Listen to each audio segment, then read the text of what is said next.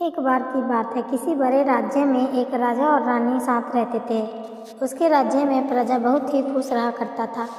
राजा रानी अपनी प्रजा का ध्यान बहुत ही अच्छे तरह से रखते थे, इसलिए सभी लोग राजा और रानी को दुआएं देते थे। सब कुछ होने के बाद भी उन दोनों को बस एक ही बात का दुख था कि उनके कोई संतान नहीं था।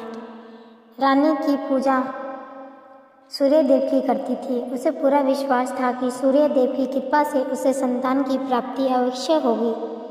एक दिन राजा और रानी बगीचे में घूम रहे थे। बगीचे में एक तालाब था। दोनों तालाब के किनारे बैठकर प्रकृति का आनंद ले रहे थे।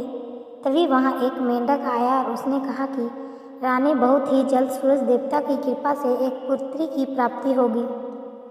मेंढक ने जो कहा था वह बात सच हुआ और उसी साल रानी को सूरज देवता की कृपा से एक बहुत सुंदर सी बेटी होती है।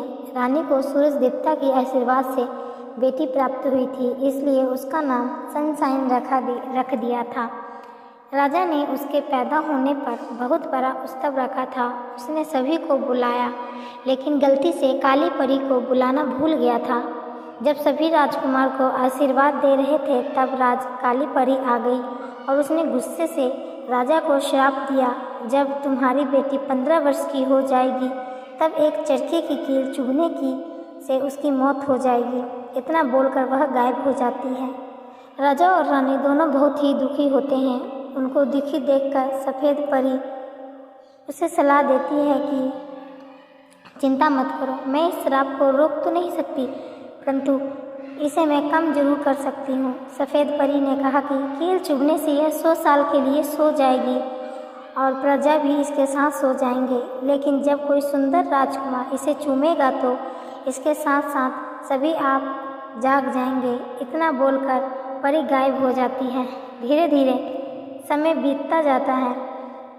राजकुमारी बड़ी होने लगी। वह समय भी आ गया जब राजकुमारी 15 वर्ष की होने वाली थी। तभी राजा और रानी को किसी काम से राज्य से बाहर जाना पड़ा। वे एक दासी के भरोसे पर राजकुमारी को छोड़कर चली जाती है। जिस दिन राजकुमारी का जन्मदिन था और वह खेलते खेलते किसी तहखाने में पहुंच जाती है। वहाँ पुराना चरखा रखा हुआ था। राजकुमार ने जैसे ही उसे हाथ लगाया, उसे लगी कील चुभ जाती है और वह वहीं पर बेहोश हो जाती है। सेवकों ने उसे बहुत ढूंढा और वह तहखाने में सोती हुई मिली। उन्होंने उसे जैसे ही उसे बिस्तर पर लेटाया, एक एक करके सभी सोने लगे। कई वर्ष बीत गए। महल के चारों ओर जंगल और कटीले झाड़ियाँ उग गई। महल तक पहुँचने का रास्ता बहुत कठिन हो गया था। उस महल तक पहुँचने की कई राजकुमार ने कोशिश की और लेकिन कोई भी वापस नहीं आया। काली परी का श्राप के कारण सभी नींद में सो जाते थे। एक दिन उस महल की कहानी सुनकर एक सुंदर राजकुमार उस ओर आया, जो कि कोई राज्यों की जीत चुका था। सभी ने उसे वहां जाने की रोका और कहने लगा कि जो भी वहां गया वापस नहीं लौट के आया है।